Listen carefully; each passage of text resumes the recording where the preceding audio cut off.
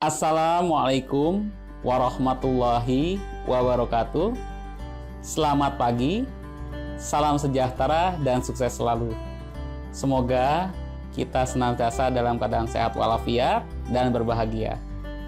Halo sobat-sobat sekalian, kembali berjumpa dalam channel Micro Learning Pelatihan bersama saya Radit Teguh Handalani, Widya Iswara Muda pada Badan Pengembangan Sumber Daya Manusia Provinsi DKI Jakarta.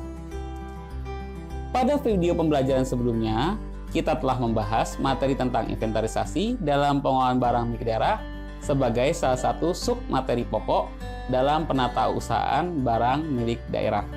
Dalam video pembelajaran kali ini, kita akan membahas materi pelaporan dalam pengelolaan barang milik daerah yang secara khusus ditujukan pada upaya peningkatan kompetensi pengurus barang pada tingkat satuan kerja perangkat daerah atau unit kerja perangkat daerah dalam lingkup pengguna barang maupun kuasa pengguna barang. Baiklah sobat-sobat sekalian, selamat mengikuti. Sobat-sobat yang budiman, aktivitas penatausahaan barang milik daerah melalui aktivitas pembukuan dan inventarisasi akan bermuara pada aktivitas terakhir, yaitu pelaporan barang milik daerah.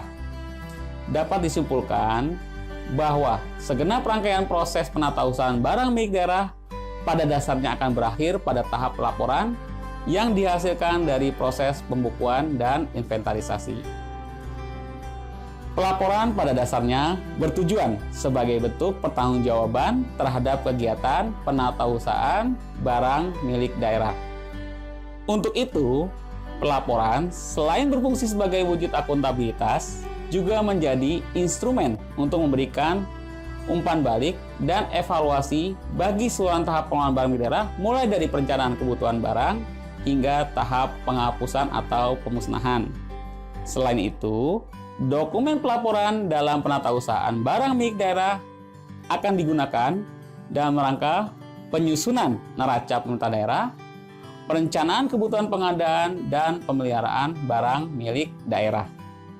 Dalam prakteknya, pelaporan barang milik daerah disusun menurut klasifikasi neraca yang terdiri dari aset lancar, aset tetap, dan aset lainnya. Aset lancar berupa barang persediaan, aset tetap berupa tanah, peralatan dan mesin, gedung dan bangunan, jalan irigasi dan jaringan, aset tetap lainnya, dan konstruksi dalam pengerjaan. Aset lainnya terdiri dari aset tak berwujud, aset kemitraan dengan pihak ketiga, dan aset tetap yang dihentikan dari penggunaan operasional pemerintahan. Pelaporan barang milik daerah dilakukan melalui pencatatan barang milik daerah yang berada di bawah penguasaannya ke dalam daftar barang pengelola, daftar barang pengguna barang, dan daftar barang kuasa pengguna barang dengan melakukan penggolongan dan kodifikasi barang. Pelaporan barang milik daerah dilakukan secara tertib, periodik, dan berkelanjutan setiap semester, tahunan, dan 5 tahunan secara berjenjang oleh kuasa pengguna barang, hingga pengelola barang. Berdasarkan Permendagri Nomor 19 Tahun 2016 tentang Pedoman Pengelolaan Barang Milik Daerah, dijelaskan bahwa mekanisme pelaporan dilakukan secara berjenjang berdasarkan informasi yang terdapat dalam Daftar Barang Pengguna atau DBP dan Daftar Barang Kuasa Pengguna atau DBKP dengan uraian sebagai berikut. Yang pertama, kuasa pengguna barang atau Kepala Unit Perangkat Daerah atau KPD harus menyampaikan laporan pengguna barang setiap semester, tahunan, 5 tahunan kepada pengguna barang atau Kepala SKPD. Yang kedua, Kepala SKPD selaku pengguna barang menyampaikan laporan pengguna barang semesteran, tahunan, dan 5 tahunan kepada Kepala Daerah melalui Pengelola Barang Daerah atau Sekretaris Daerah.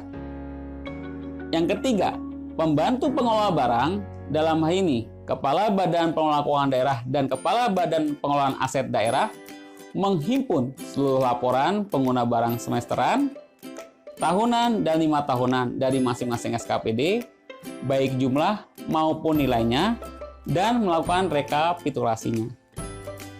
Yang keempat, hasil rekapitulasi yang menjadi bahan pembuatan neraca daerah setelah dilakukan proses rekonsiliasi dengan bidang akuntansi pada Badan Pengelolaan Daerah akan menjadi data dan informasi dalam penyusunan neraca daerah.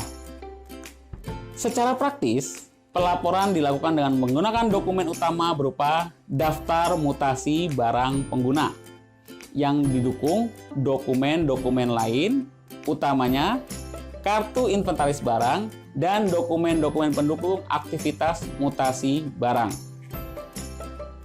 Daftar mutasi adalah dokumen awal dalam proses pelaporan yang memuat daftar barang yang berkurang dan atau bertambah dikarenakan adanya keadaan tertentu. Mutasi tambah barang pada daftar mutasi disebabkan oleh 1. Ditemukannya secara fisik barang yang belum tercatat dan barang hasil proses reklasifikasi. Yang kedua, barang hasil pengadaan. Dan yang ketiga, barang hasil perolehan yang sah berupa sumbangan, hibah, dan lain-lain. Di sisi lain, mutasi kurang disebabkan oleh yang pertama, hasil aktivitas penghapusan atau pemusnahan. Yang kedua, barang rusak, hilang, atau mati. Yang ketiga, barang hasil reklasifikasi. Dan yang keempat, barang yang dihibahkan atau disumbangkan yang secara khusus menjadi kewenangan pengelola barang. Baiklah sobat-sobat sekalian, demikian materi pelaporan dalam pengelolaan barang milik daerah dalam video pembelajaran kali ini. Untuk penjelasan teknis penerapannya lebih rinci dan aplikatif akan dijelaskan secara lebih lanjut pada video pembelajaran lain melalui media tatap muka secara online maupun rangkaian penugasan yang dilakukan secara terarah, terencana, dan terpadu dan menjadi kesatuan dalam pelatihan pengelolaan barang milik daerah secara online ini.